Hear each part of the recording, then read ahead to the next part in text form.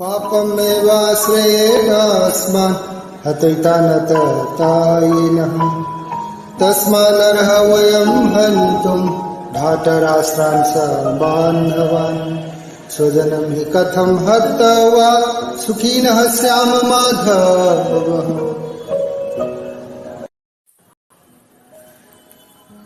यदि हम ऐसे अतताइयों का वध करते हैं तो हम पर पाप सरे, अतः ये उचित नहीं होगा कि हम धृतराष्ट्र के पुत्र तथा उनके मित्रों का वध करें।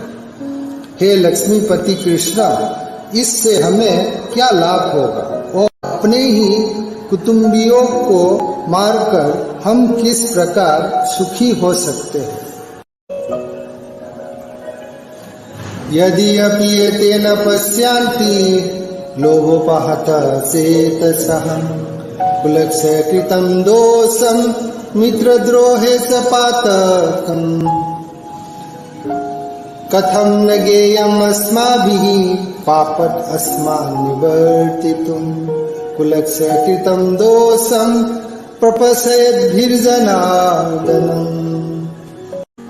हे जनार्दन, यद्यपि लोभ से अभिभूत चित्त वाले ये लोग अपने परिवार को मारने या अपने मित्रों से द्रोह करने में कोई दोष नहीं दिखते, किंतु हम लोग जो परिवार के विनाश करने में अपराध देख सकते हैं, ऐसे पाप कर्मों में क्यों प्रवृत्त हो।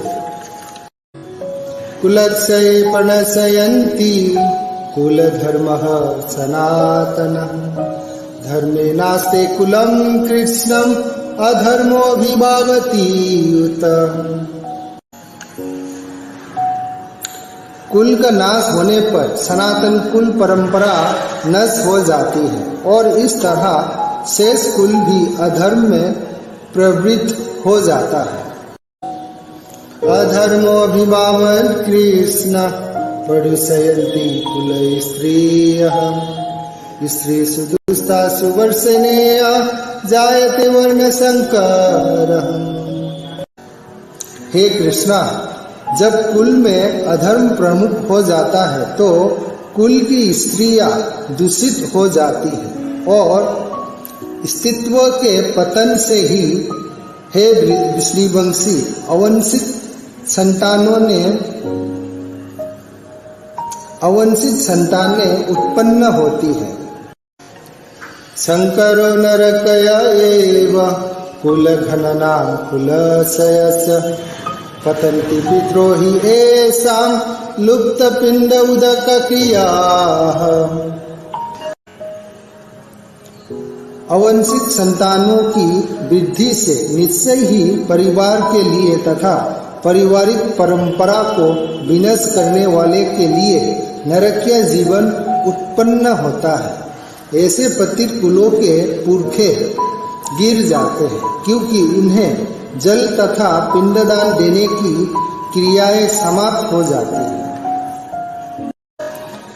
दोषैर्यतैः कुलघननां वर्णशंकर कराकयः उत्सदयन्ते जाति धर्मः कुलधर्मस्य शाश्वतः।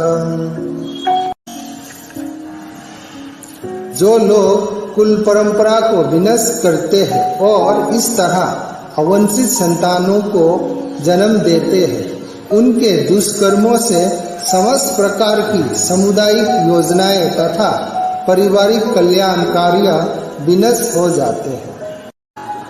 उत्सन्न कुल धर्मनां मनुष्यनां जनार्दनम् नरके नियतं वासो भावतीति अनुशुशूर्मम्।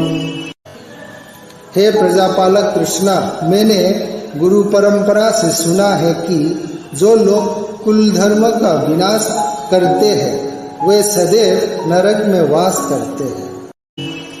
अहो बत महत् पापं कर्तुं विवसिता वयं यद्राजे सुखलोभेन हन्तुं स्वजनमुद्यतः। अहो, कितने आश्चर्य की बात है कि हम सब जघन्य पाप कर्म करने के लिए उद्यत हो रहे हैं। राज्य सुख भोगने की इच्छा से प्रेरित होकर हम अपने ही संबंधियों को मारने पर तुले हैं। यदि माम प्रतिकारम अशस्त्रम शस्त्र पनायहं धातराष्ट्ररणे हन्युस्तन्मे से मतरम भवेन। यदि शस्त्रधारी धृतराष्ट्र के पुत्र मुझे निहत्थे तथा रणभूमि में प्रतिरोध न करने वाले को मारे तो ये मेरे लिए श्रेयस्कर होगा। संजय उवाच एवमुक्त्वा अर्जुनः संख्ये रथ उपस्थ उपाविशत् विसृज्य सशरं चापं शोक संविघ्न मानसः।